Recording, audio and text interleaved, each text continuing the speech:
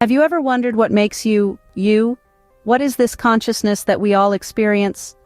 It's a question as old as humanity itself, a riddle that has captivated philosophers, scientists, and thinkers for centuries. This elusive concept of consciousness, our awareness of ourselves and our surroundings, is a puzzle yet to be fully deciphered. Among those who have grappled with this enigma is Douglas Hofstadter, a renowned cognitive scientist and author.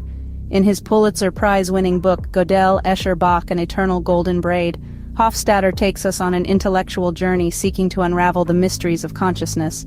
He presents us with a tapestry intricately woven with logic, art, and music, a masterpiece that invites us to explore the inner workings of our minds.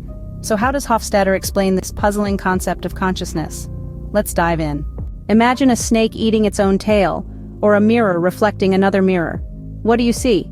An endless loop, right? This is what Hofstadter calls a strange loop. Now let's unpack this concept.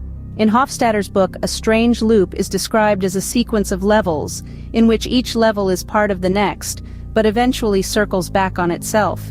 It's like climbing a staircase, expecting to reach the top, but instead finding yourself back at the bottom step.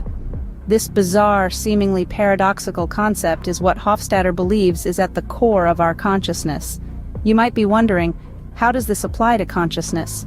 Well, Hofstadter suggests that consciousness arises from similar self-referential loops within the brain. It's like a complex dance of neurons, each one firing in response to others, creating a continuous, recursive pattern. This pattern, he posits, gives rise to our thoughts, our feelings, our sense of self. Consider this analogy.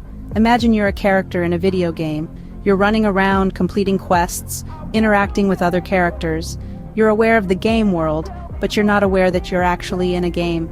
Then one day you stumble upon a strange loop. You realize that the game world is just a series of coded instructions, and that you, the character, are part of that code.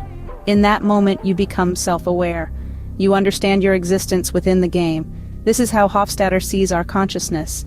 It's not something we have, but something we do. It's a process, a strange loop of self-reference, where the observer and the observed become one.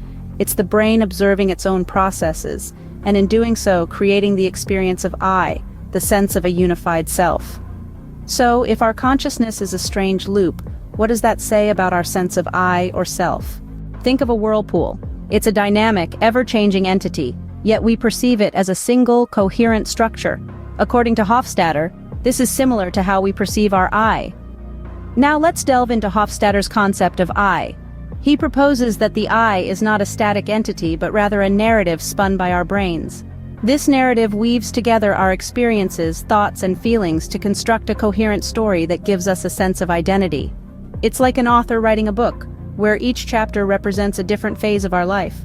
We may change over time, just like the water in a whirlpool, but this narrative provides a sense of continuity. Our experiences might shift, our thoughts might evolve, but the story of I remains, making us feel like we're the same person throughout our life. In essence, Hofstadter suggests that our I is a story told by the strange loops in our brain. So, are we just a collection of strange loops telling stories about ourselves? As we've delved into Douglas Hofstadter's explanation of consciousness in his book, Godel, Escher, Bach, we've encountered some intriguing ideas. We've navigated the puzzle of consciousness, the concept of the strange loop, and the elusive I. Hofstadter proposes that our sense of self, our consciousness, arises from a complex network of these strange loops, where each loop is a story we tell about ourselves. While this theory remains just that, a theory, it provides an interesting lens through which we can view and think about self and consciousness. It challenges us to consider our own mental narratives and how they shape our perception of who we are. In the end, consciousness remains a mystery that we continue to explore. But as Hofstadter's theory suggests, perhaps the answer lies within the strange loops of our own minds.